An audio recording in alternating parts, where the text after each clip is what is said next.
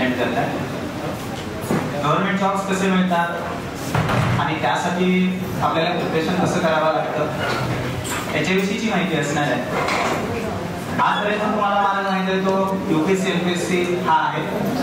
याच्याविषयी मी काही बिलकुल फारसं बोलणार नाहीये जे तुम्हाला माहिती आहे. त्या सेशनमध्ये जे तुम्हाला माहिती नाहीये आणि जो तुमचा इंजिनिअरिंगचा डिपार्टमेंट असेल, ब्रँच असेल, स्पेशलायझेशन असेल, त्याच्यातूनच गव्हर्नमेंट जॉब कसे मिळतात, किती ऑपॉर्च्युनिटीज आहेत, एक्झाम पॅटर्न काय असतो, सिलेक्शन प्रोसेस कसे असते, सिलेबस कसा असतो आणि UPSC MPSC पेक्षा हे सिलेक्शन किती इझी आहे आणि अगदी 6 महिन्याच्या प्रिपरेशनमध्ये सुद्धा तुम्ही क्लास 1 ऑफिसर होऊ शकता. हा अत्यंत तुमच्या जीवनामध्ये टर्निंग पॉईंट असणार आहे. आणि असं सेशन मी आता तुम्हाला सांगतो की याच्या अगोदर तुम्ही ऐकलं नसेल आणि यानंतर कधी ऐकेल असं वाटत नाहीये. का तर करिअर या विषयावरती एका शब्दावरती मी 7 वर्ष रिसर्च केलाय. किती? एका शब्दावरती 7 वर्ष मी रिसर्च केलाय. भारतातलं असं कोणतं सेंट्रल आणि स्टेट गव्हर्नमेंटचं डिपार्टमेंट मला माहिती नाही किंवा मी त्याला व्हिजिट केलं नाही असं नाहीये. आणि भारतातल्या अशा कोणत्या युनिव्हर्सिटीज नाहीत की तिथं मी व्हिजिट केली नाहीये. आणि महाराष्ट्रातल्या बऱ्यापैकी युनिव्हर्सिटींना मी ह्याविषयी लेक्चर द्यायला जातोय.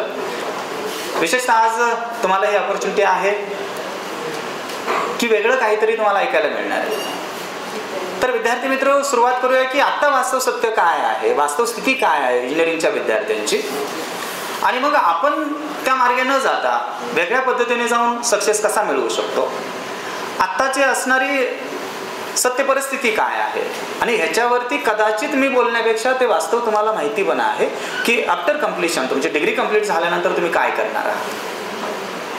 मागच्या वर्षी 24 सप्टेंबर 2024ला एक बातमी आली होती लोकमतला, डेट सांगतोय, आणि दैनिक लोकमत 24 सप्टेंबर 2024 अर्धपान बातमी होती आणि टायटल होतं बीटेक एमटेक कोतवाल. हेडिंग काय होतं, बातमी काय होती, बीटेक एमटेक कोतवाल. आता कोतवाल कदाचित तुम्हाला माहिती असेल किंवा नसेल. जर तुम्ही ग्रामीण भागात राहत असाल, खेडेगावात राहत असाल तर कोतवाल हे पद निश्चित माहिती आहे. ज्या गावामध्ये तलाठी ऑफिस आहे, ग्रामपंचायत आहे, तिथं कोतवाल असतो. कोतवाल म्हणजे काय, हे क्लास 4ची पोस्ट आहे, शिपायासारखं काम असतं. त्याला तलाठी काम सांगतो, ग्रामसेवक सांगतो, सरपंच सांगतो, आजी सदस्य सांगतात, माजी सदस्य सांगतात. ऑफिशियल अनऑफिशियल कामं करण्यासाठी हा व्यक्ती निवडला जातो. मग माझा प्रश्न आहे की जर बीटेक एमटेक होऊन जर कोतवाल म्हणजे क्लास 4ची जॉईनिंग करावी लागत असेल तर मग अशी का वेळ आली.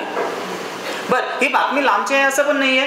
कोल्हापूर जिल्ह्यातील गडिंग्लज तालुका, त्या गडिंग्लज तालुक्यातील 3 गावं अशी आहेत की ह्या 3 गावामध्ये एमटेक झालेल्या विद्यार्थ्यांनी कोतवाल पदावरती जॉईनिंग केलं. का तर 15,000 रुपये सॅलरी मिळते म्हणून, का गव्हर्नमेंट जॉब मिळाला म्हणून, का 15,000 रुपये सॅलरी कुठल्याच MIDC मध्ये मिळाली नाही म्हणून. कदाचित माझं बोलणं वेगळं वाटत असेल विद्यार्थ्यांना, बरोबर आहे. पण सत्य हे सत्य असतं. कदाचित ते कडू वाटतं पण सत्य हे सत्य असतं आणि त्या वास्तवाला आपल्याला सामोरं जावं लागतं. आज मी बरीच परिस्थिती आहे, अगदी मागच्या महिन्यामध्ये कोल्हापूरला पोलीस भरती झाली. ह्या पोलीस भरतीमध्ये सुद्धा अगदी PhD झालेला विद्यार्थी उतरतो. PhD झाल्यानंतर जर शिपाई पदासाठी तो फॉर्म भरत असेल तर मग चुकतं कुणाचं. ही बातमी 4 जानेवारी 2020ला महाराष्ट्र टाइम्समध्ये आली होती. RTI अंतर्गत ही बातमी छापली होती की जर PhD झाल्यानंतर शिपाई पदासाठी जर विद्यार्थी उतरत असेल तर मग कोणाचं चुकलं, एज्युकेशन सिस्टमचं की त्या पालकांचं की चांगला अभ्यास करणाऱ्या त्या विद्यार्थ्याचं, चुकतं कुणाचं. आज आता काहीच वाटत नाही बाळांनो, काही नाही वाटत. आता डिग्री चालू आहे, सगळं आहे, पण डिग्री कंप्लीट झाल्यानंतर काय करायचं. मग आपल्याकडे मार्ग मिळतात 2. एक तर आपल्याला प्रायव्हेट जॉब करायचा या गव्हर्नमेंट जॉब करायचा. मग मोस्टली आपण प्रायव्हेट जॉबकडे वळतो कारण तो सहजासहजी मिळतो म्हणून, बरोबर आहे. आणि काही विद्यार्थी गव्हर्नमेंट जॉबकडे येतात. मग गव्हर्नमेंट जॉबकडे आल्यानंतर त्यांच्यापुढे 2 पर्याय असतात. एक असतं UPSC, एक असते MPSC. मग UPSC MPSC करायचे असेल तर ह्या एक्झामसाठी सब्जेक्ट 8 आहेत, 8 विषय: इतिहास, भूगोल, रसशास्त्र, अर्थशास्त्र, मराठी, गणित, विज्ञान, English, history, geography, polity, economics, Marathi, science, maths. आता मला सांगा, UPSC MPSCचा विषय 8 विषय आहेत, त्यातला एकही सब्जेक्ट तुम्हाला स्किप करता येत नाही. 8च्या 8 विषय कंपल्सरी आहेत 10वी नंतर तुम्ही कदाचित 11-12वी सायन्स केलं असाल किंवा डिप्लोमा केला असाल आणि आता डिग्रीला ॲडमिशन घेतलं, बरोबर आहे, 3rd इयर किंवा 4th इयर तुमचं चालू असेल. मला सांगा 10वी नंतर आता ग्रॅज्युएशनपर्यंत तुम्ही हिस्ट्री बघितलं, जिओग्राफी बघितलं, पॉलिटिकल सायन्स बघितलं, इकॉनॉमिक्स बघितलं, मराठी व्याकरण बघितलं नाही आहे. म्हणजे ज्या विषयांना 10वी नंतर रामराम केला, जे विषय सोडून दिले, ज्या विषयामध्ये करिअरच करायचं नव्हतं, तेच विषय UPSC MPSCला असतात आणि ह्याच्याशिवाय पर्याय नाही.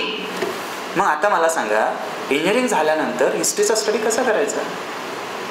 कसा करायचा म्हणण्यापेक्षा माझा प्रश्न का करायचा, कसा करायचा हा विषय राहू द्या, पण माझा प्रश्न का करायचा. समजा मी मेकॅनिकलचा विद्यार्थी असेल तर मग माझं मेकॅनिकलचं नॉलेज चेक करावं आणि मला जॉब द्यावा, साधी गोष्ट आहे ना.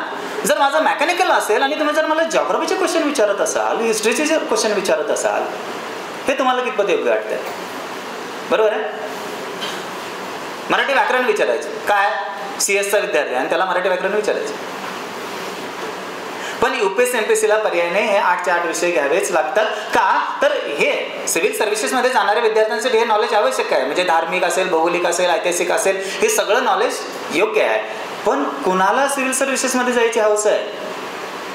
तुम्हाला पोस्ट पाहिजे की जॉब पाहिजे? पोस्ट म्हणजे कलेक्टर, तहसीलदार, BDO, SP, हे झाली पोस्ट. आणि जॉबमध्ये कोणताही मिळू दे पण गव्हर्नमेंट जॉब मिळू दे, अशीच मानसिकता आहे ना. तुमची मानसिकता काय, कलेक्टर व्हायचं आहे? नाही, मला आता कोणताही जॉब मिळावा हीच मानसिकता आहे. ना कलेक्टर, ना DYSP, ना SP, हे माझे स्वप्न नाही आहेत. असतील तुमचे कदाचित, पण सर्वात महत्त्वाचं प्राधान्य कशाला द्यायला पाहिजे? प्रथम प्राधान्य जॉब, त्यानंतर मग पोस्ट, बरोबर ना. म्हणून विद्यार्थ्यांना हा स्टडी करावाच लागतो. आता इतिहास विषय कसा आहे बघा, 3 पार्ट आहेत ह्यामध्ये, प्राचीन, मध्ययुगीन, आधुनिक, बरोबर आहे. आता हे विसरलं असाल तुम्ही कदाचित. आधुनिकमध्ये 4 खंड येतात, 1757 ते 1857, 1857 ते 1920, 1920 ते 1947, 1947 नंतरचा भारत, असे 4 खंड येतात. म्हणजे हिस्ट्री हा सब्जेक्ट पूर्ण करायचा असेल तर जवळजवळ तुम्हाला वेगवेगळ्या 16 पब्लिकेशनची पुस्तकं वाचावी लागतात आणि ही एका पुस्तकाची साईज 600 ते 700 पानांची असते. त्यावेळेस हिस्ट्री सब्जेक्ट पूर्ण होते. जिओग्राफी घेतला, यामध्ये 3 पार्ट पडतात, महाराष्ट्राचा भूगोल, भारताचा भूगोल, जगाचा भूगोल. यामध्ये पुन्हा 7 पार्ट पडतात, प्राकृतिक भूगोल, स्वाभाविक भूगोल, कृषी भूगोल, पर्यावरण भूगोल, आर्थिक भूगोल, सागरी भूगोल, असे 7 प्रकार पडतात. 7 त्रिक 21 पार्ट झाले. एका पार्टचा अभ्यास करायचा असेल तर 200 ते 250 पानांचं एक पुस्तक वाचावं लागतं. असे 21 पार्ट्स झाल्यानंतर जिओग्राफी सब्जेक्ट पूर्ण झाला. पॉलिटिकल सायन्स, डॉक्टर बाबासाहेब आंबेडकरांनी लिहिलेली 459 कलमांची राज्यघटना, त्यानंतर IPC code, Indian penal code, यावर्षी 2023ला नाव बदललंय. असे जवळजवळ 1000 आर्टिकल्स आणि त्याची सब आर्टिकल्स, असे 2 ते 2500 आर्टिकल्सचा स्टडी केल्यानंतर पॉलिटिकल सायन्स पूर्ण होतं. इकॉनॉमिक्स, आताही आपल्याला कळत नाही, सेन्सेक्स वर गेला, आपटला, वधरला, पडला म्हणजे काय, रेपो रेट काय, रिव्हर्स रेपो रेट काय, बँक दर काय, काहीच कळत नाही. आणि मी चाललो इकॉनॉमिक्सचा स्टडी करायला, बरोबर आहे. मराठीचं व्याकरण पहिला वकार की दुसरा, की पहिली वेलांटी की दुसरी वेलांटी, आजही कन्फ्युजन आहे. आणि मी मराठी व्याकरण करायला लागलो, बरोबर आहे. ह्या फेऱ्यामध्ये विद्यार्थी अडकतो. आणि UPSC MPSC जर तुम्हाला कोण म्हणत असेल 1 किंवा 2 वर्षात होत आहे, तर त्याचं बोलणं टोटल असत्य आहे. त्याचं म्हणणं असं आहे की बाय कार मी मुंबईला 2च तासात पोहोचलो. शक्य आहे? तसं UPSC MPSC 2 वर्षात करतो म्हणलं ना, तो खोटं बोलतो. आणि एक वेळ निरीक्षण करा, अपयशी आलेला विद्यार्थी सत्य बोलतो, यशस्वी झालेले विद्यार्थी त्यात कितपत सत्य बोलतात हे कळत नाही. ते सांगतात 18 तास स्टडी करत होतो, त्यालाच माहीत 18 तास करत होता की नाही. पण यश मिळाल्यानंतर हे सगळं खपून जातं. मग माझा विषय काय विद्यार्थी मित्र हो, हे का करायचं आहे? मग 2013ला मी रिसर्चला सुरुवात केली होती. रिसर्चला सुरुवात करण्या अगोदर माझ्या मनामध्ये 2 प्रश्न होते. पहिला प्रश्न हा होता की UPSC MPSC हे जॉब देण्यासाठी फक्त 2च सेक्टर आपल्या देशात आहेत का? UPSC MPSC any graduation level exam conduct करणारा बोर्ड आहे, तर मग स्पेशलायझेशन वाईज एक्झाम कंडक्ट करणारा बोर्ड कोणता? आणि जर देशात स्पेशलायझेशन वाईज एक्झामच कंडक्ट केल्या जात नसतील तर का करायचं electrical, mechanical, civil, computer, IT? का करायचं फिजिक्स, केमिस्ट्री, मॅथ्स? बरोबर आहे ना. तलाठीच्या परीक्षेला BAचाही विद्यार्थी येतो आणि BEचाही विद्यार्थी तिथंच येतो. दोघांमध्ये फरक काय? माझं म्हणणं पडतंय? दोघेही एकत्र येतात. मग एक आहे की जो कॉलेजला कधी गेलाच नाहीये, BAचा विद्यार्थी. आणि एक आहे 4 वर्ष डेडिकेटेडली स्टडी करणारा. दोघेही एकत्र येतात. कदाचित आर्ट्सवाला बाजी मारून जातो, बरोबर ना? बरं ठीक आहे, एखाद्या विद्यार्थ्याने तयारी केलीच, ह्या 8 विषयांची तयारी केलीच, जागा किती निघतात? दरवर्षी जागा किती निघतात? दरवर्षी आपल्या देशामध्ये UPSCच्या 1000च्या वरती जागा निघत नाहीत आणि MPSCच्या 500 पेक्षा जास्त जागा निघत नाहीत. विद्यार्थी किती बसतात? आता पोलीस भरती होती, 17,000 जागा, 17 लाख विद्यार्थी. बँकिंगला मागच्या वर्षी SBI ची जाहिरात होती, 8,000 जागा, 26 लाख विद्यार्थी. रेल्वेला 35 लाख विद्यार्थी बसले. UPSCला दरवर्षी 10 ते 12 लाख विद्यार्थी बसतात आणि MPSCला सुद्धा एवढेच विद्यार्थी दरवर्षी बसतात. मग मला सांगा, 500 जागा निघाल्या आणि 5 लाख जरी ऍप्लिकेशन आले, फॉर्म आले, 500 भागिले 5 लाख केलं तर उत्तर येतं 0.001%. आताही गुगलला सर्च करा UPSC MPSCचा सिलेक्शन रेशो किती, तर उत्तर येईल तुम्हाला, गुगल सांगेल 0.003%. किती? 1% नाहीये सिलेक्शन रेशो. मग मला सांगा, 1% जिथं सिलेक्शन रेशो नाहीये तिथं लाखो विद्यार्थी उतरतात. दुसरा प्रश्न माझा हाच होता की जिथं UPSC MPSC मध्ये 1% जॉब मिळत नाही तर 99% सरकारी नोकऱ्या कुठून मिळतात? ह्या 2 क्वेश्चनवरती मी रिसर्चला सुरुवात केली आणि 7 वर्ष 2013 ते 2020 पूर्णपणे भारत फिरलो. प्रत्येक सेक्टरला गेलो आणि तिथली भरती कशी होते, कशा पद्धतीने इथं जॉईनिंग दिलं जातं, हे सगळं माहिती घेतल्यानंतर मी आज जे 1 तासाभरात बोलतो ना, हा माझा 7 वर्षाचा परिश्रम आहे. मग UPSC MPSC शिवाय सुद्धा भरपूर नोकऱ्या आहेत, फक्त लॅक ऑफ नॉलेज, मला माहिती नाहीये म्हणून मी इथं आहे. आणि विद्यार्थी मित्र, वास्तव हे आहे की मर्यादा आहेत, शासनाच्या मर्यादा आहेत, चुका नाही आहेत. जिल्हे 36, कलेक्टर 36, रिटायरमेंटचं वय 60. किती कलेक्टर वर्षाला रिटायर होतात? किती? 36च्या 36. एकाच दिवशी जन्माला आले, एकाच दिवशी जॉईनिंग केले, एकाच दिवशी रिटायरमेंट. तालुके महाराष्ट्रात 358, तहसीलदार किती? 358, रिटायरमेंटचं वय 60. किती तहसीलदार रिटायर होणार वर्षाला 358 पैकी? 4-5. जागा किती निघणार? 4-5. पोलीस स्टेशन महाराष्ट्रात 1200, रिटायरमेंट किती होणार PSI ची? 1200 तर होत नाहीत. लयतले 100-150. जागा किती निघणार? 100-150. मग मला सांगा मित्र हो, गाडी मोठी की गाडीचं स्टेअरिंग मोठं? काय मोठं? स्टेअरिंगला महत्व आहे. सिव्हिल सर्व्हिसेस मीन्स काय आहे? देश चालवण्याची एक व्यवस्था आहे. गाव 5000 लोकसंख्येचा असो, 50,000 लोकसंख्येचा असो, 2च माणसं चालवतात, तलाठी आणि ग्रामसेवक. तालुका कितीही लाख लोकसंख्येचा असो, 2च व्यक्ती असतात, तहसीलदार BDO, त्यांची टीम असेल 5-50 लोकांची. आणि जिल्हा कितीही लाख लोकसंख्येचा असो, 4 माणसं असतात, आयुक्त, SP, CO, कलेक्टर, बस. आणि ह्यांची 150-200 जणांची टीम असेल इथल्या. ह्याच्या पलीकडे जागा नाहीयेत. मग सिव्हिल सर्व्हिसेस, पंचायत समिती, जिल्हा परिषद, नगरपालिका, महापालिका, बस. UPSC MPSC संपलं. ह्याच्या पलीकडे नाही आहे, ह्याच्या पलीकडे नाही आहे. आणि जे आता मी इथून पुढे सांगणार आहे ते UPSC MPSC शिवाय कशा नोकऱ्या मिळतात, आणि तेही तुमच्याच स्पेशलायझेशनवरती. ना तुम्हाला हिस्ट्रीचा स्टडी करायचा आहे, ना जिओग्राफीचा स्टडी करायचा आहे.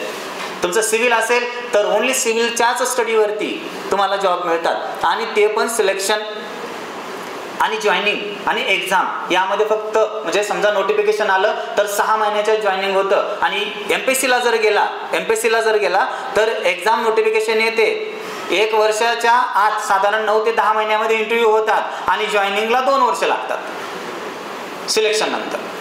2020ला स्वप्नील नावाचा विद्यार्थी पुण्यातला, त्याने आत्महत्या केली. का आत्महत्या केली? 2018ला सिलेक्शन झालं होतं, 2020 उजाडलं तरी पण त्याला जॉईनिंग दिलं नव्हतं. लोक चेष्टा करायला लागले, खरंच तहसीलदार झालतास का उगाच होर्डिंग लावला, उगाच मिरवणूक काढली. सिलेक्शन झालेला विद्यार्थी सांगतोय मी, म्हणजे 2012-13ला त्यांनी स्टडीज सुरुवात केला असेल, बरोबर आहे. आणि UPSC MPSC 1-2 वर्षात होत नाही, 7-8 वर्ष जातात. आता जर शिवाजी युनिव्हर्सिटीला गेला तर जवळजवळ 4,500 ते 5,000 विद्यार्थी शिवाजी युनिव्हर्सिटीमध्ये MPSC UPSCचा अभ्यास करतात. आणि पुणे शहरात गेला तर जवळजवळ 4 लाख विद्यार्थी MPSCचा अभ्यास करतात, UPSCचा अभ्यास करतात. मला सांगा, तुम्ही ज्या गावामध्ये बिलॉंग करत असाल, ज्या गावातून येत असाल, कुठलेही गाव असेल तुमचं, समजा येड्राव असेल किंवा इचलकरंजीच्या आसपासचं कुठलंही गाव असेल, त्या गावामध्ये MPSCचा अभ्यास करणारे जेवढे विद्यार्थी आहेत ना, तेवढ्याही जागा निघत नाहीत. काय म्हणतो कळलं? येड्रावमध्ये समजा 500 विद्यार्थी अभ्यास करतात तर 500ही जागा निघत नाहीत. एका गावात अभ्यास करणाऱ्या विद्यार्थ्यांच्या संख्ये एवढ्या सुद्धा जागा निघत नाहीत आणि प्रत्येक विद्यार्थी UPSC MPSCच्या मागे लागतो आणि त्याला वाटतं नेक्स्ट अटेम्प्ट माझाच. यशस्वी होणारे विद्यार्थ्यांचे आपण युट्यूबला व्हिडिओ बघतो, पेपरला बातमी वाचतो आणि आपण पण इन्स्पायर होतो. मग विश्वास नांगरे पाटील साहेबांचा व्हिडिओ बघितला म्हणून का झाला नांगरे पाटील? ते वास्तव वेगळं असतंय, हे लक्षात घ्या. आणि यशस्वी होणारा विद्यार्थी एक असतो, अपयशी किती होतात हे मात्र कोण पाहत नाहीये. आणि मग ह्याच्या पाठीमागे न धावता ही तुम्हाला मी माहिती सांगायला आलोय की तुमच्याच सब्जेक्टमधून तुम्हाला सहज जॉब मिळतात आणि जास्तीत जास्त 6 महिन्याचा फक्त स्टडी करावा लागतो. UPSC MPSC साठी 7-8 वर्षे झिजवायची गरज नाही. आज कित्येक विद्यार्थी, जर तुम्ही गुगल वापरताय ना तर सहज टाका त्याच्यावरती UPSC एक सट्टा, UPSC एक जुगार असे नामांकित वर्तमानपत्राचे लेख येतात. काय म्हणतो मी? सट्टा जुगार म्हणतोय, लेख माझे नाही. लोकसत्ता सारखा पेपर लिहितो की MPSC UPSC एक सट्टा आहे, जुगार आहे. मग खेळायचं असेल तर जरूर खेळा, पण लक्षात घ्या की तुम्हाला UPSC MPSC करू नका म्हणत नाहीये. वयाच्या 24 वर्षाच्या आत तुम्ही तुमच्या सब्जेक्टवरती फोकस करा, त्याच्यावरती जॉब मिळवा. हवं तर कलेक्टर होण्यासाठी वयाची 35 वर्षे पुरेसे आहेत. MPSC 42 वर्षापर्यंत देता येते, 43 वर्षापर्यंत MPSC देता येते. पण जर MPSCच्या नादी लागला आणि वयाच्या 40व्या वर्षी कळालं की आता होत नाही, मग न घर का, अशी अवस्था होते. ठीक आहे, तर आता आपण तुमच्या सब्जेक्टनुसार कसे जॉब मिळतात त्याच्याविषयी माहिती बघूया.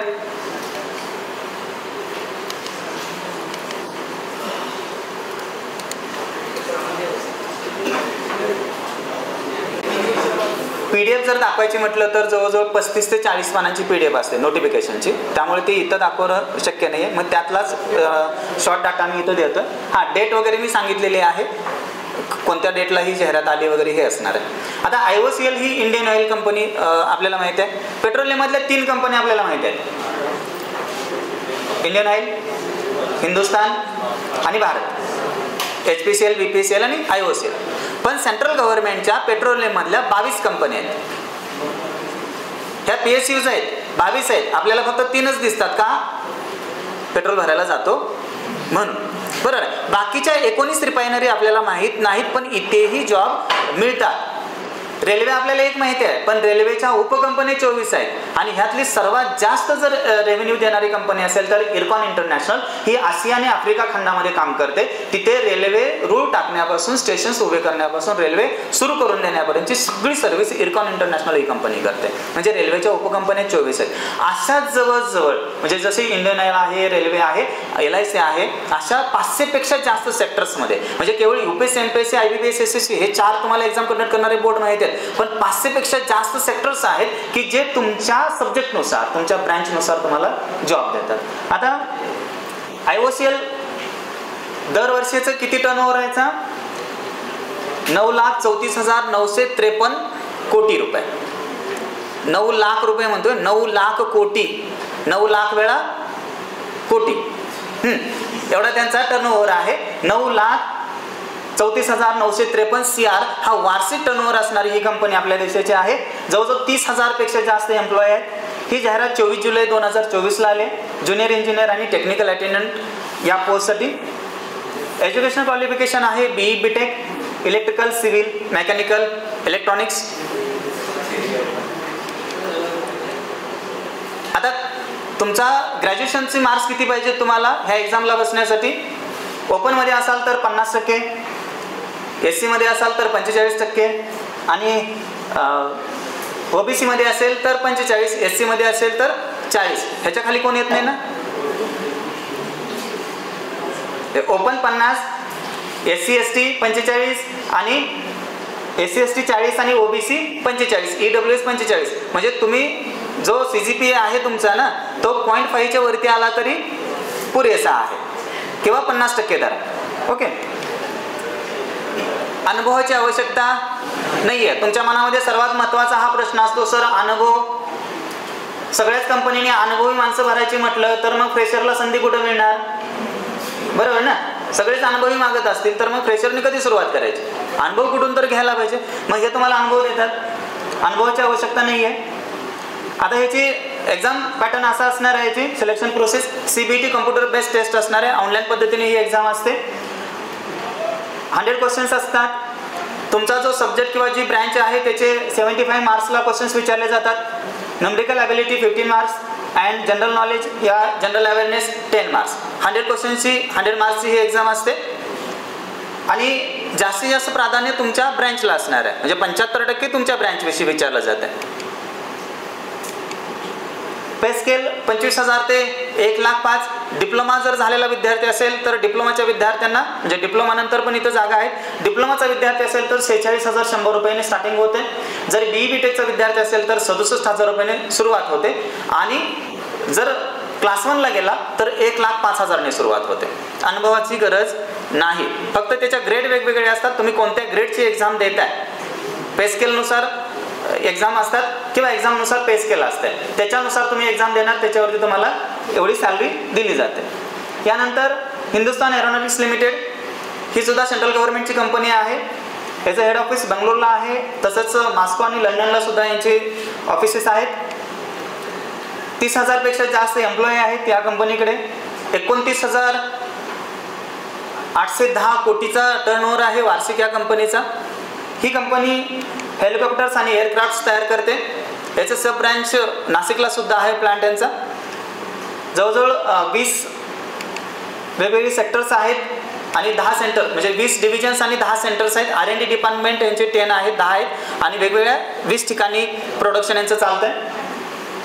एज लिमिट ह्या एक्झामला बसायचं असेल तर ओपनचा विद्यार्थी 28 वर्ष आणि एज रिलॅक्सेशन जर SC ST मध्ये असाल तर 5 वर्ष, OBC असाल 3 वर्ष, PWD म्हणजे अपंग असाल, दिव्यांग असाल तर 10 वर्ष. म्हणजे ओपनच्या विद्यार्थ्यांना 27 वर्ष 11 महिने, याच्या पुढे नाही आहे. एक्झाम पॅटर्न यांचा टेस्ट कशी असते? Written test general awareness 20 questions, English reasoning 40 questions आणि जो तुमचे ब्रँच असेल त्याचे 100 क्वेश्चन्स. अशा पद्धतीने म्हणजे प्रत्येक कंपनीचा एक्झाम पॅटर्न थोडासा वेगळा आहे, हे लक्षात घ्या. मग कुणाची 160 मार्कची आहे, कुणाची 200 मार्कची आहे, कुणाची 300 मार्कची एक्झाम आहे, कुणाची 100 मार्कचीच एक्झाम असते. पे स्केल यांचं सुरुवातीला 60,000 रुपये तुम्हाला दिलं जातं 1 वर्षासाठी आणि 1 वर्षानंतर तुमचा अनुभव, तुमची काम करण्याची पद्धत बघून तुम्हाला ग्रेड दिली जाते क्लास 2 किंवा क्लास 1. पण रँडमली तुम्हाला मंथली 60,000 रुपये दिले जातात. अनुभवासाठी 60,000 पुरेसे आहेत 1 वर्षासाठी आणि त्यानंतर मग तुम्हाला प्रमोशन्स दिलं जातं. यानंतर तुम्हाला वाटतं LIC मध्ये इंजिनियर्सना घेतात, हे ठीक आहे. एरोनॉटिक्स लिमिटेड किंवा IOCL हे मान्य, पण LIC मध्ये घेतात का इंजिनियर्स? घेतात. जाहिरात आहे म्हटल्यानंतर घेतात. LIC 8,56,950 CR एवढा रेव्हेन्यू आहे वार्षिक यांचा. एम्प्लॉय यांच्याकडे जवळजवळ 98,000 एम्प्लॉई LIC मध्ये. एजंट सोडू ना, एजंट वेगळे, एम्प्लॉईज फक्त LIC चे. Educational qualification BE BTEC civil electrical mechanical. आता मला सांगा LIC मध्ये सिव्हिलचं काय काम असेल? का घेतात? पॉलिसी कलेक्शनला. कशासाठी? अरे LIC मध्ये का घेणार तुम्हाला? हा, जे समजा हाऊस लोन केला असेल मग स्ट्रक्चरल ऑडिट कोण करणार? काय इतिहासचा नाही ना, सिव्हिलवाला पाहिजे. बरोबर आहे. इलेक्ट्रिकलचं हे कोण देणार? त्यासाठी हे लोक घेतात. ठीक आहे. नोटिफिकेशन ह्याची आत्ता सप्टेंबर 2024ला येणार आहे. लास्ट इयरचा जर कोणी विद्यार्थी असेल तर हा फॉर्म भरू शकतो. म्हणजे मी हे पण सांगतो पुढच्या 1.5-2 महिन्यात कोणत्या नोटिफिकेशन येतात ह्याची पण माहिती आमच्याकडे असते, कारण त्यांच्या वेबसाईटला गेल्यानंतर हे सगळी माहिती असते कोणाची नोटिफिकेशन कधी येणार आहे. मग पुढची अपकमिंग नोटिफिकेशन मी सांगतोय की सप्टेंबरला ही जाहिरात येणार आहे असिस्टंट इंजिनियर या पोस्टसाठी.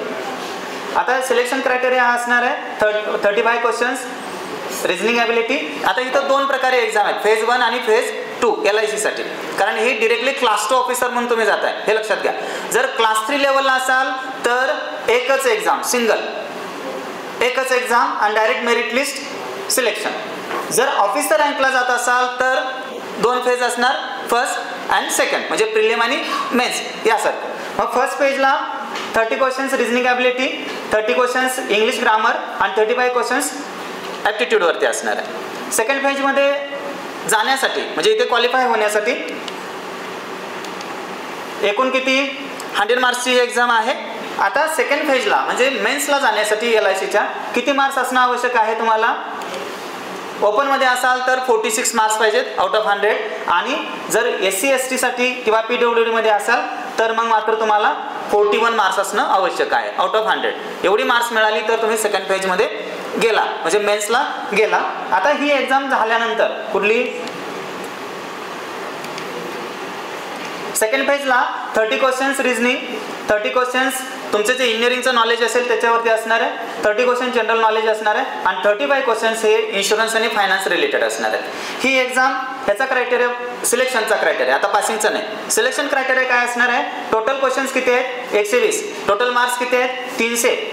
ओपनच्या विद्यार्थ्याला 50% मार्क्स मिळाली म्हणजे 300 पैकी 150 मार्क्स मिळाली, सिलेक्शन झालं.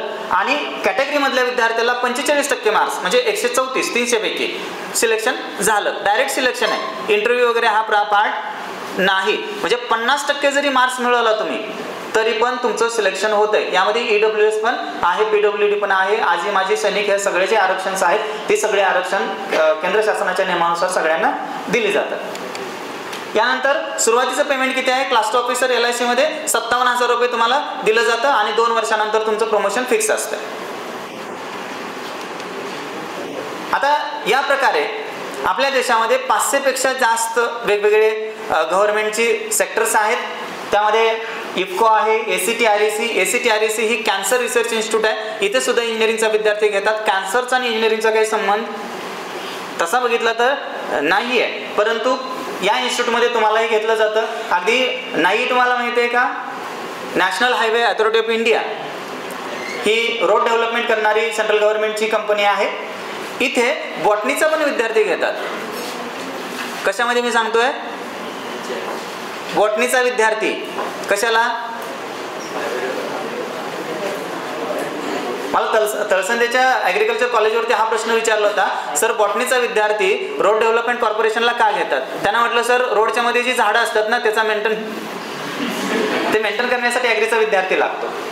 इंडियन कोस्ट गार्डला सुद्धा, इंडियन कोस्ट गार्ड आणि मेकॅनिकल इलेक्ट्रिकल सिव्हिलचा काय संबंध आहे का इंडियन कोस्ट गार्डला? तरी पण इंडियन कोस्ट गार्डला सिव्हिल इलेक्ट्रिकल मेकॅनिकलचे विद्यार्थी म्हणजे इंजिनिअरिंगचे विद्यार्थी घेतात. कोस्ट गार्डचा तुमचा काही संबंध नसला तरी पण. किंवा JNPT माहिती आहे तुम्हाला, जवाहरलाल नेहरू पोर्ट ट्रस्ट, भारतातलं सर्वात मोठं बंदर जिथं एक्सपोर्ट इम्पोर्ट चालतं, तिथंही इलेक्ट्रिकल मेकॅनिकल सिव्हिल इंजिनिअरिंगच्या सगळ्या प्रकारचे विद्यार्थी इथे घेतले जातात.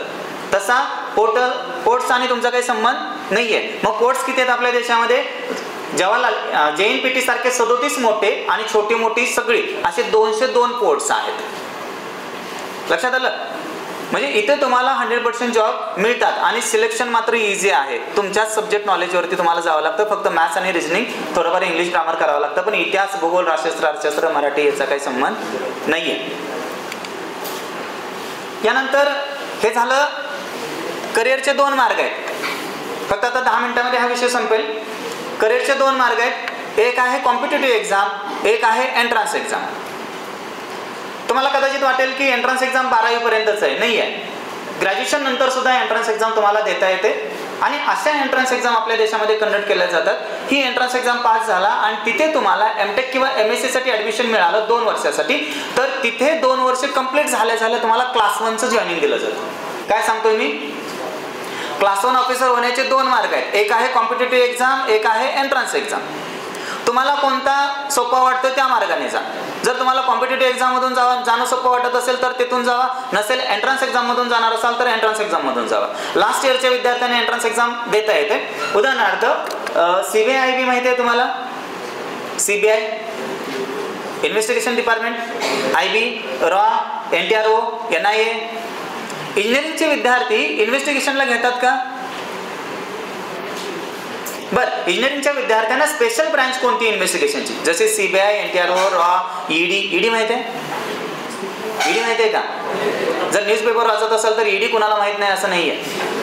हां, आणि ह्या ब्युरोमध्ये जायचं असेल तर ग्रॅज्युएशन नंतर तुम्हाला एंट्रन्स एक्झाम आहे. ही एंट्रन्स एक्झाम तुम्ही पास झाला, अशा जवळजवळ 10 एजन्सीज आहेत आपल्या देशामध्ये की ज्या इन्व्हेस्टिगेशनसाठी काम करतात. ही जर एंट्रन्स एक्झाम पास झाला तर तुम्हाला MTech साठी किंवा MSc साठी ऍडमिशन मिळेल. 2 वर्षाचे तुमचं पोस्ट ग्रॅज्युएशन पूर्ण झालं की डायरेक्ट तुम्हाला क्लास 1ची पोस्ट 20 लाख रुपयाचं पॅकेज मिळतं. कितीचं पॅकेज? 20 लाख. क्लास 2 मध्ये आला तर 12 लाख. डायरेक्ट जॉईनिंग आहे. परत एक्झाम नाही. एक्झाम कधी? फायनल एक्झाम कधी तुमची? आफ्टर ग्रॅज्युएशन एंट्रन्स एक्झाम हीच तुमच्या जॉबची फायनल एक्झाम. परत तुम्हाला एक्झाम द्यायची गरज नाही. 2 वर्ष हे तुमचं ट्रेनिंग असतं. 2 वर्ष ट्रेनिंग आहे आणि 2 वर्ष ट्रेनिंग विथ तुमचं पोस्ट ग्रॅज्युएशन. ते झालं की तुम्हाला डायरेक्ट जॉईनिंग मिळतं आणि डायरेक्ट क्लास 1ची पोस्ट मिळते. UPSC MPSC शिवाय अदर दॅन UPSC MPSC तुम्हाला जॉईनिंग दिलं जातं. कुठे कुठे जॉईनिंग मिळतं तुम्हाला? IB. अक्षय कुमारचा बेबी पिक्चर बघितलाय तुम्ही?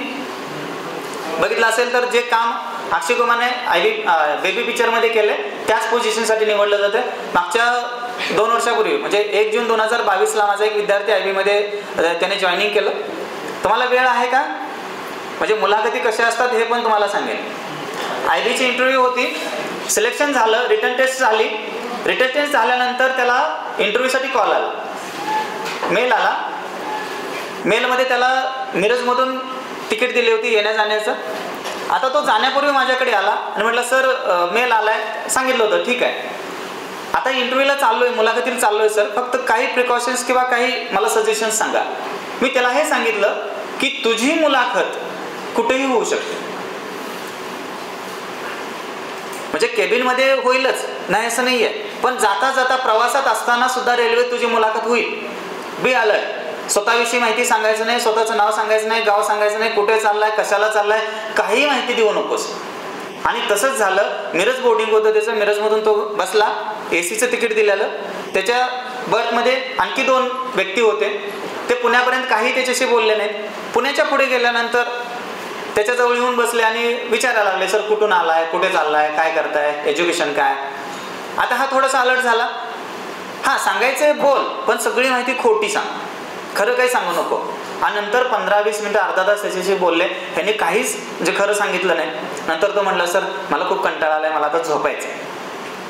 नागपूरच्या गाडीत पुढे गेली. सकाळी हा उठला तर ते 2 लोक तिथे नव्हते, त्या बर्थमध्ये ते नव्हते. दिल्लीला पोहोचला. 1 दिवस हॉलसाठी त्याला 3 स्टारचं बुकिंग पण दिलं होतं हॉटेलला राहण्याचं. 4थ्या दिवशी इंटरव्ह्यूच्या हॉलमध्ये तो गेला. 5 लोक होते पॅनलमध्ये. त्या 5 मध्ये हे दोघं होते. रेल्वेमध्ये जे दोघं बसले होते नाही, 5 मध्ये हे दोघं होते. आणि त्यांनी उठून उभा राहून सेकंड केला आणि म्हटले सर ओळखलं का? म्हटलं सर मी त्याच वेळी तुम्हाला ओळखलं होतं. एवढा तो ब्रिलियंट होता. आता मुलाखत झाली, सगळं झालं, पण जॉईनिंगसाठी जवळजवळ 11 महिने लागले. हा विसरून गेला. पण त्याला सांगितलं होतं रोज मेल बघत जा. ह्या 11 महिने का घेतले? हा जर पोस्ट असेल, LIC असेल किंवा बँक असेल तर कदाचित महिन्याभरात जॉईनिंग झालं असतं. पण तुम्ही कुठे चाललाय? देशातल्या एक हाय सेन्सिटिव्ह इन्व्हेस्टिगेशन डिपार्टमेंटमध्ये चाललाय की जिथं तुमची ID स्वतःची काहीच नसते. तुमचं आधार कार्ड, पॅन कार्ड सगळं काही बदललं जातं. तुमचं जॉईनिंग एका ठिकाणी असतं, प्रत्यक्षात काम मात्र दुसऱ्याच ठिकाणी असतं. डिपार्टमेंट नाव एक असतं. घरच्यांना सुद्धा याची माहिती नसते की माझा मुलगा कुठे काम करतोय. बरोबर आहे. तो कधी देशात असतो, कधी बाहेरच्या देशात गेलेला असतो, हे कुणालाही कळत नाही. आणि पासपोर्ट वगैरे सगळे ह्यांचे वेगळे असतात. ह्या 11 महिन्यामध्ये IBचे अधिकारी 3 वेळा त्याच्या घरी येऊन गेले. CIDचे 2 वेळा अधिकारी घरी येऊन गेले. त्यानंतर SP ऑफिस, कलेक्टर ऑफिस कडून 2 वेळा जे चौकशी झाली. ज्या युनिव्हर्सिटीतून त्यांनी BE केलं होतं, इंजिनिअरिंग झालेला विद्यार्थी BE केलं होतं, 2015ला माझ्याकडे तो MPSC साठी आला होता. MPSC 2-3 वर्ष केला त्याने. पण 2019ला त्याला सांगितलं की हे बंद कर, IBची जाहिरात आली आहे, तू फॉर्म भर. म्हटलं सर सिलेक्शन सहज होईल, तुझं रिजनिंग मॅथ्स चांगलं आहे, इंग्लिश चांगलं आहे, सहज तुझं सिलेक्शन होईल, काय काळजी करू नको. आणि त्यांनी 6 महिने फक्त स्टडी केला. MPSC बंद केलं. 6 महिने स्टडी केला आणि सिलेक्शन त्याचं झालं. एवढं बघितलं जातं की युनिव्हर्सिटी शिवाजी युनिव्हर्सिटी होती. शिवाजी युनिव्हर्सिटीमध्ये त्यांनी चौकशी केली की याचं सर्टिफिकेट, याचं ॲडमिशन, त्याचं कॉलेज, त्याचे अटेंडन्स, हे सगळं 4 वर्षाचं सगळं चेक केलं. त्याच्यानंतर त्याचे काका, मामा, चुलते, आत्या कुठल्या पॉलिटिकल संघटनेमध्ये आहेत का, कोणत्या बाहेरच्या संघटनेमध्ये आहेत का, हे सगळं अगदी टोटल हिस्ट्री जाणून घेतली जाते. आणि 28 मे 2022ला त्याला मेल आला की तुम्हाला 1 तारखेला IB जॉईन करायचे. दिल्लीला हां 1 तारखेला यायचं आहे. मेल कधी टाकलाय? 28 तारखेला रात्री टाकलाय. त्याने मला फोन केला दुसऱ्या दिवशी सकाळी उठून 29 तारखेला, सर मला आजच्या फ्लाईटचं तिकीट आहे पुण्यातून आणि मला आजच्याच निघायचं आहे, तुम्ही कुठे? मी म्हणलो ऑफिसमध्ये. मग घरी येणार की मी तुमच्याकडे येऊ? म्हटलं काय झालं सांग. सिलेक्शन झालं. मग सहज मी बोललो कुठे झालं? सर इन्स्ट्रक्शन्स आहेत की ना फटाकडे लावायचे आहेत, ना सेलिब्रेशन करायचं आहे, ना होर्डिंग लावायचं आहे, काहीच नाही आहे. आणि आत्ता मला निघायचं आहे, संध्याकाळी 4 वाजता फ्लाईट आहे माझ्या. सकाळी 10-10:30 वाजता त्याने मेल बघितल्यानंतर, म्हणजे ही लोक तुम्हाला सांगायलाही वेळ देत नाहीत माझं सिलेक्शन झालंय काय, काही नाही. तेवढा मेल जाणून बुजून ते त्यावेळेस टाकला गेला आणि 1 तारखेचं जॉईनिंग दिलं. तो गेला, जॉईनिंग झालं. मागच्या 5 महिन्यापूर्वी तो आला होता. 18 महिन्याचं ट्रेनिंग पूर्ण झालं. हां, ट्रेनिंग पिरियडमध्ये क्लास 1ची पोस्ट असते, सॅलरी चांगली मिळते. 18 महिन्यानंतर ट्रेनिंग पूर्ण करून आला, भेटायला आला आणि सहज म्हटलं येणार का अकॅडमीमध्ये विद्यार्थ्यांना मार्गदर्शन करायला? म्हटलं येतो की. विद्यार्थ्यांनी विचारलं सहज तुम्ही कुठे काम करता? तो म्हटला मी सांगू शकत नाही कुठे काम करतो, फक्त सरांनाच माहिती आहे, माझ्या आईवडिलांना पण माहित नाही मी कुठे काम करतो. हां, फक्त एवढं सांगेन की पंतप्रधानांच्या बरोबर, राष्ट्रपतींच्या बरोबर ज्यावेळेस बाहेरच्या देशात दौरे असतात ना, हां त्या ह्याच्यात मी असतो. मग त्याच्यावरून समजून जावा माझी पोझिशन काय असेल. कुणाच्या सोबत? पंतप्रधानांनी राष्ट्रपतींच्या सोबत कोल्हापूर जिल्ह्यातला शिरोडीतला तो मुलगा आहे. म्हणजे एवढ्या चांगल्या, याचा अर्थ तो म्हणजे खूपच हुशार होता, टॅलेंट होता असं नाही बाळा. तुम्ही जर चांगला स्टडी केला, फक्त तुम्हाला योग्य मार्ग दिसणं गरजेचं आहे. योग्य मार्ग कळाला ना, माझं सिलेक्शन इथं होणार आहे, निश्चित तुम्ही तिथपर्यंत जाऊ शकता. मग अशा वेगवेगळ्या सेक्टर्समध्ये तुमचं सिलेक्शन होऊ शकतं. UPSC MPSC हा एकमेव मार्ग नाही आहे तुमच्या सिलेक्शनसाठी. ठीक आहे.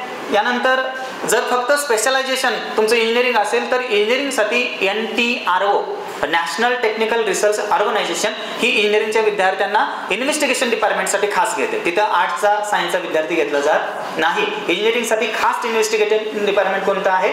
NTRO. 100% प्लेसमेंट आहे एंट्रन्स एक्झाममधून गेल्यानंतर. यानंतर रेल्वे युनिव्हर्सिटी आहे. रेल्वेची कॉलेजेस आपल्या महाराष्ट्रात नाशिक आणि पुण्याला आहे. इथे सुद्धा तुम्ही ME MTech करू शकता. यांची एंट्रन्स एक्झाम असते. जर हे नाही करता आलं तर तुम्ही इथेच ह्याच युनिव्हर्सिटीमध्ये MSc लॉजिस्टिक मॅनेजमेंटला ॲडमिशन घेऊ शकता. म्हणजे जी माल वाहतूक आहे रेल्वेची, MSc लॉजिस्टिक मॅनेजमेंट 2 वर्ष कोर्स पूर्ण झाला की डायरेक्ट क्लास 2ची पोस्ट मिळते. 12 लाख रुपये आणि क्लास 2 रेल्वेमध्ये जॉईनिंग मिळतं 2 वर्षाचा स्टडी केल्यानंतर. म्हणजे इथे MScला जायचं असेल तर त्यांची एंट्रन्स एक्झाम पास व्हायला पाहिजे. यानंतर इंडियन स्टॅटिस्टिकल इन्स्टिट्यूट. जर तुमचं मॅथमॅटिक्स चांगला असेल, इंजिनिअरिंगच्या विद्यार्थ्यांनी खूप चांगली संधी आहे. इथे मॅथमॅटिक्स आणि स्टॅटिस्टिकलसाठी विद्यार्थी घेतला जातो आणि डाटा सायन्ससाठी विद्यार्थी घेतला जातो. म्हणजे 3 सब्जेक्ट आहेत इथे. पोस्ट कोणती मिळणार तुम्हाला? म्हणजे ग्रॅज्युएशन कशात होणार? Post graduation MS master of science, पण कशामध्ये? स्टॅट, मॅथ किंवा डाटा सायन्स. आता हा कोर्स करत असताना तुम्हाला स्टायपेंड मिळतो. एज्युकेशनल फी काहीच नाही आहे. हॉस्टेल मेस फी काही नाही आहे. 5,000 रुपये महिन्याला पर मंथ स्टायपेंड मिळतो तुम्हाला 2 वर्ष. आणि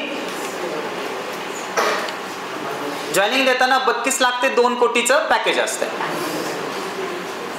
हे वास्तव सत्य आहे. 1959 ते 2024 या जवळजवळ 64-65 वर्षामध्ये या संस्थेची खासियत अशी आहे, फक्त 2% विद्यार्थी गव्हर्नमेंटला जॉईनिंग करतात. 98% स्टुडंट हे प्रायव्हेटला जातात. इंडियन स्टॅटिस्टिकल इन्स्टिट्यूट फक्त स्टॅटिस्टिकलसाठी. बस स्टॅटिस्टिकल कुठे आहे? ग्रामपंचायत पासून ते दिल्लीपर्यंत सगळीकडे स्टॅटिस्टिकल लागतं. भले ते गव्हर्नमेंट असो वा प्रायव्हेट असो. समजा महिंद्रा कंपनीला ट्रॅक्टर विकायचा आहे, कोणाला ट्रॅक्टर विकावा? कोण सांगणार? स्टॅटिस्टिकलवाला सांगतो की ट्रॅक्टर तुमचा कोण घेणार. 10 रुपयाचा साबण कुठे खपणार आणि 500 रुपयाचा साबण कुठे खपणार? कोण सांगणार? स्टॅटिस्टिकल. प्रशांत किशोर माहिती आहे तुम्हाला? माहित नाही? PK. पंतप्रधान नरेंद्र मोदी 2014ला पंतप्रधान झाले, त्यांचा रणनीतिकार PK होता. अरविंद केजरीवाल मुख्यमंत्री झाले, त्याचा रणनीतिकार PK होता. ममता बॅनर्जी पुन्हा कलकत्त्याला मुख्यमंत्री झाल्या, त्याचा रणनीतिकार प्रशांत किशोर. हा व्यक्ती कोणती सीट कुठे येणार, कोणती पडणार, किती मतदान होणार हे सगळं सांगतो. मग मला सांगा हा किती पैसा कमवत असेल? सत्तेसाठी काय काय करतात लोक तुम्हाला माहित आहे.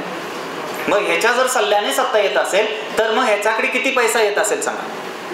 हा व्यक्ती कुठला आहे? तर स्टॅटिस्टिकलचा आहे. इंजिनिअरिंग बॅकग्राऊंड आहे, पण नंतर कुठून काय झालं? स्टॅटिस्टिकलमधून बाहेर पडला. आज तो अमाप पैसा कमवतो. सांगण्याचा उद्देश की स्टॅटिस्टिकलसाठी प्रत्येक कंपनीला याची गरज आहे. आणि गव्हर्नमेंटला गेला तर 18 लाखाचं पॅकेज आणि क्लास 1, आणि प्रायव्हेटला गेला तर 32 लाख ते 2 कोटी. तुम्ही कुठे जाणार? प्रायव्हेटला जाणार, कारण पॅकेज चांगला आहे आणि 100% सिलेक्शन आहे, म्हणजे पॅकेज जॉब 100% मिळते. यासारख्या एंट्रन्स एक्झाम IGDR ही जर तुम्हाला इकॉनॉमिस्ट व्हायचं असेल, गव्हर्नर पदापर्यंत पोहोचायचं असेल, तर सेंट्रल गव्हर्नमेंटची रिझर्व्ह बँकेची ही एकमेव इन्स्टिट्यूट आहे. दरवर्षी फक्त 120 ॲडमिशन्स इथं होतात. मुंबईला रिझर्व्ह बँकेच्या समोर ही इन्स्टिट्यूट आहे. MSc in economics he post मिळणार तुम्हाला, आणि सेकंड इयरला असतानाच तुम्हाला प्लेसमेंट मिळते.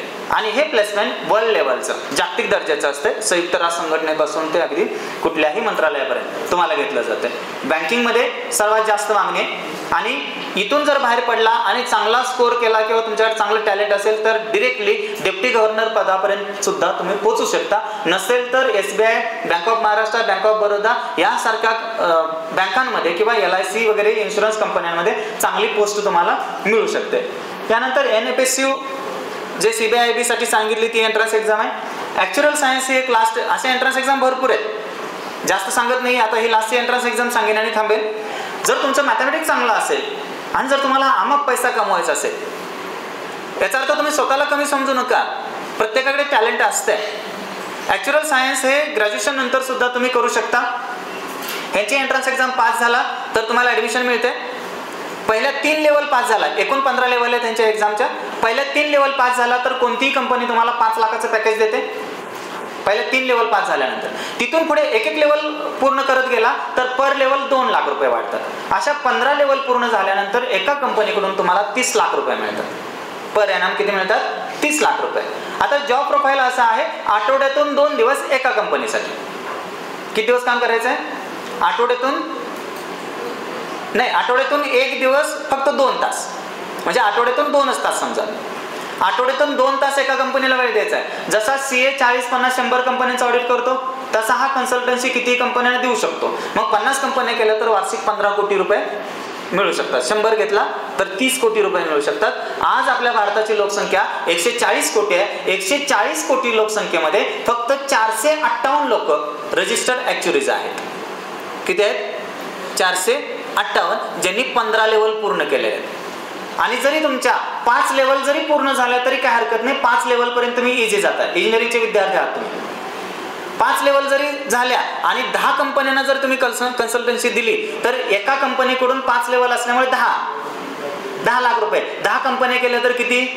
1 कोटी रुपये. आणि ह्या एंट्रन्स एक्झाम आहेत, आपल्याला माहिती नाही आहेत अशा भरपूर एंट्रन्स एक्झाम आपल्या देशामध्ये आहेत.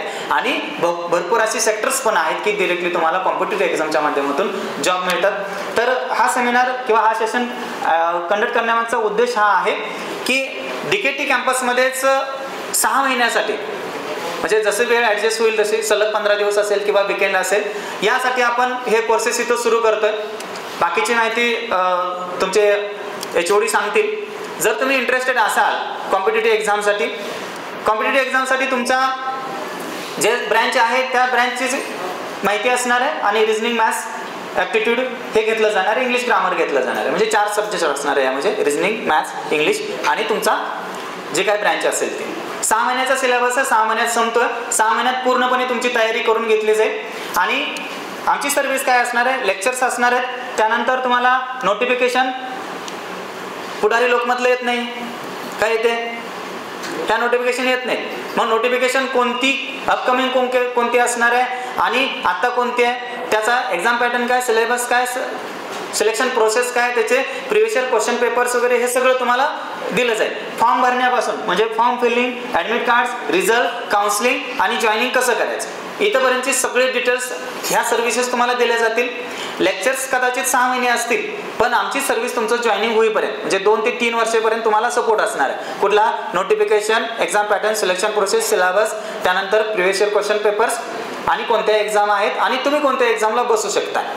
म्हणजे तुमचं थोडंसं टॅलेंट कळालं की तुमचं स्ट्रॉंग पॉईंट कोणते आहेत हे लक्षात घ्या. तुम्ही सिव्हिल इंजिनिअरिंगचे विद्यार्थी असाल आणि इस्रोमध्ये जायचं आहे तर इस्रोमध्ये सिव्हिल आहे, हां, पण तिथं रिअल इस्टेट विचारणार नाही का? विचारतील.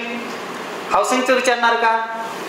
कॅनलचं विचारणार आहेत? नाही आहे. तिथलं सिव्हिल वेगळं आहे. BRC मध्ये पण सिव्हिलचा विद्यार्थी घेतात, न्यूक्लिअर प्लांट आहे, मग तिथलं सिव्हिल, तिथलं डिझाईन, तिथलं स्ट्रक्चर वेगळं आहे. म्हणून इस्रोमध्ये जायचं असेल तर तेवढे जेवढा तुमचा सिव्हिलचा सिलेबस आहे ना टोटल 3rd आणि 4th इयरचा सगळा विचारला जात नाही. 3 ते 4 चॅप्टरवरतीच एक्झाम होते. त्यांना जेवढं पाहिजे ना, त्यांनी फ्रेम तयार केली एवढाच विद्यार्थी हेच पाहिजे आपल्याला, ह्याच्या पलीकडे काही विचारायचं नाहीये. बरोबर आहे ना. म्हणजे समजा इस्रोमध्ये जाणाऱ्या विद्यार्थ्याला केनलची माहिती विचारण्यात काही अर्थ नाहीये. का विचारणार का?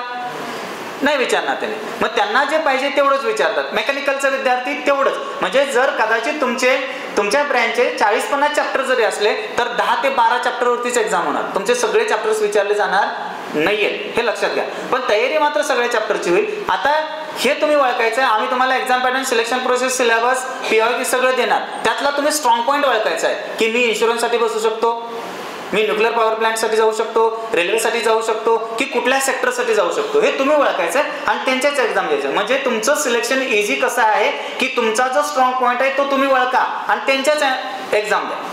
जर आपला वीक पॉईंट आहे ना तिकडे जाऊच नका. बरोबर आहे. आता ह्या नोटिफिकेशन कधी येतात, किती येतात? UPSC MPSC वर्षातून एकदाच नोटिफिकेशन येते, पण ह्यांच्या दर 15 दिवसाला एक नोटिफिकेशन्स असतात.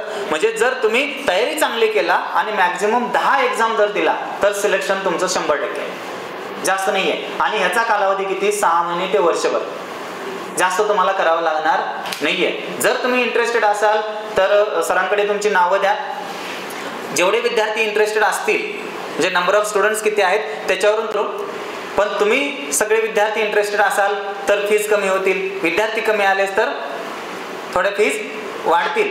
पण विद्यार्थी मित्रो, एक अनुभव आम्ही सांगतोय. आता ग्रॅज्युएशन करत असताना ती दुनिया आपण पाहिलेली नाहीये. आताच जागे व्हा. वयाच्या 24 वर्षाच्या आतच चांगले जॉब मिळतात आणि जसं वय वाढेल तसे ऑपॉर्च्युनिटीज कमी येतात. डिफेन्समध्ये जायचं असेल तर वयाची 23 वर्ष, त्याच्यानंतर डिफेन्समध्ये तुम्हाला घेत नाही येत. याचा अर्थ आपल्याला डिफेन्समध्ये 2च प्रकार माहिती आहेत, सकाळी उठायचं आणि पळायचं. आर्मीची भरती, अरे मग इंजिनिअरिंग करून आर्मी भरतीला उतरण्यापेक्षा आर्मी मधला क्लास 1 होण्याचा विचार का करत नाही आपण? बरोबर आहे ना. जर समजा तुम्ही IMU-ला, इंडियन मॅरिटाईम युनिव्हर्सिटीला MTech-ला ऍडमिशन घेतला, MTech-ला जर ऍडमिशन घेतला IMU-ला, तर 2 वर्ष पूर्ण झाल्या तुम्हाला जॉईनिंग दिलं जातं. सर आता मागच्या महिन्यामध्ये आमच्या क्लासमधली एक विद्यार्थी 12वी झालेली मुलगी, तिथं जॉईनिंग केलं, तिचं सिलेक्शन झालं, पॅकेज पण ठरलं. फर्स्ट इयरला 1 महिना झालेला नाही अजून. लक्षात घ्या मी काय म्हणतोय. म्हणजे मर्चंट नेव्हीला मुली जात नाहीत, मर्चंट नेव्हीमध्ये मुली जात नाहीयेत. आणि त्या 40च्या बॅचमध्ये फक्त 4च मुली होत्या. 4च्या 4 मुलींना चांगलं पॅकेज आणि सिलेक्शन झालं, प्लेसमेंट पण झालं त्यांचं. आणि विशेषतः ज्या कंपनीने त्यांना घेतलं त्या कंपनीने 4 वर्षाचा खर्च टोटल भरला. युनिव्हर्सिटीला DD पण देऊन टाकला की ह्या 4 मुलींचा एज्युकेशनल, हॉस्टेल मेसचा सगळा खर्च त्या कंपनीने दिला. मग पॅकेज किती? जर ऑफिसर रँक तुम्हाला फर्स्ट ऑफिसर, सेकंड, थर्ड आणि फोर्थ असे 4 रँक आहे. फर्स्ट ऑफिसर झाला तर जवळजवळ 1.25 लाख ते 1.5 लाखांनी सुरुवात होते. हा फक्त एकच आहे की जहाजावरती गेला की 6 महिने घराकडे येता येत नाही, एवढाच प्रॉब्लेम, बाकी काय नाही. जर समजा तुमचं सिलेक्शन झालं तर सुट्ट्या पण तेवढ्याच मिळतात, पॅकेज पण तेवढेच मिळतात. आणि विद्यार्थी मित्र, रिटायरमेंट 12 ते 13 लाखाने पर मंथ होते. आहेत, तुम्ही जाऊ शकता. जाता जाता ONGCचं एक उदाहरण सांगतो आणि थांबतो. ONGC ही ऑइल नॅचरल गॅस कॉर्पोरेशन आहे, कंपनी आहे. त्या देशात, आपल्या देशाची कंपनी 20 देशात काम करते. रशियामध्ये, सौदी अरेबिया या ठिकाणी सुद्धा काम करते. ONGC मध्ये तुमचं सिलेक्शन झालं तर पहिल्या दिवशी तुम्हाला काय देतात? तुमच्याच ब्रँचेस ह्याच्यावरती नॉलेजवरती जाणार आहे तुम्ही. पहिल्या दिवशी तुम्हाला 1,10,000 रुपये लॅपटॉपसाठी दिले जातात, 1,75,000 रुपये तुम्हाला फर्निचरसाठी दिले जातात, स्पेक्ससाठी तुम्हाला 20,000 रुपये दिले जातात. आणि ही अमाऊंट नॉन रिफंडेबल आहे, दर 3 वर्षानंतर तुम्हाला दिली जाते. जी सॅलरी असते ती सॅलरी साधारण 1,05,000 पासून सुरुवात होते. जर इंजिनिअरिंगचा विद्यार्थी गेला तर 1,05,000 पासून सुरुवात होते. जर हाय रिस्क मध्ये तुम्ही काम करत असाल, ऑफ कॅम्पस आणि इन कॅम्पस असे 2, ऑफशोर इनशोर असे 2 प्रकार आहेत. जर ऑफशोरला गेला तर 35% रिस्क फॅक्टर म्हणून तुम्हाला सॅलरी एक्स्ट्रा मिळते. इथली पद्धत अशी आहे, 21 दिवस काम केलं 21 दिवस सुट्टी, 14 दिवस काम केलं 14 दिवस सुट्टी. आणि जर तुम्ही सुट्टीला घरी आला असाल आणि ONGC मध्ये काही प्रॉब्लेम झाला आणि ONGC ला तुमच्या नॉलेजची गरज आहे, तुमच्याशिवाय तो प्रॉब्लेम निघत नाही असं असेल तर ONGC ॲडमिनिस्ट्रेशन डिपार्टमेंटकडून तुम्हाला कॉल येतो, सर एअरक्राफ्ट पाठवतोय किंवा हेलिकॉप्टर पाठवतोय, फक्त 1 तासात तयार व्हा आणि ह्या विमानतळावरती या. तिथून तुम्हाला घेतात, नेतात तिथं डायरेक्ट प्लांटवरती, दुरुस्त केलं, काय असेल तर प्रॉब्लेम काढला की परत तुम्हाला घरी आणून सोडतं. सर्वात महत्त्वाचं, महिन्याला 1-1 किलो तुम्हाला काजू, बदाम, ड्रायफ्रूट सगळे मिळतात. महिन्याला 10,000 रुपये पेट्रोल अलाउन्स मिळतो. म्हणजे एवढे पैसे ONGC कडून तुम्हाला मिळतात, फक्त त्यांची परीक्षा पास व्हायला पाहिजे. ठीक आहे. जर तुम्ही इंटरेस्टेड असाल तर तुमच्या संबंधित शिक्षकांकडे नावे देऊ शकता. माझं सेशन संपलं आहे. तुम्ही सर्व विद्यार्थ्यांनी चांगले ऐकून घेण्याची क्षमता ठेवली, सहकार्य केलं, त्याबद्दल तुमचे विशेषतः आभार. आणि ॲडमिनिस्ट्रेशन डिपार्टमेंटने सुद्धा हा सेशन अरेंज केला, त्याबद्दल DKTचे सर्व स्टाफ आणि मॅनेजमेंट, डायरेक्टर यांचे सर्वांचे आभार. जय हिंद, जय भारत. आणि जर तुम्हाला काही क्वेश्चन्स विचारायचे असतील तर विचारू शकता, मी इथेच.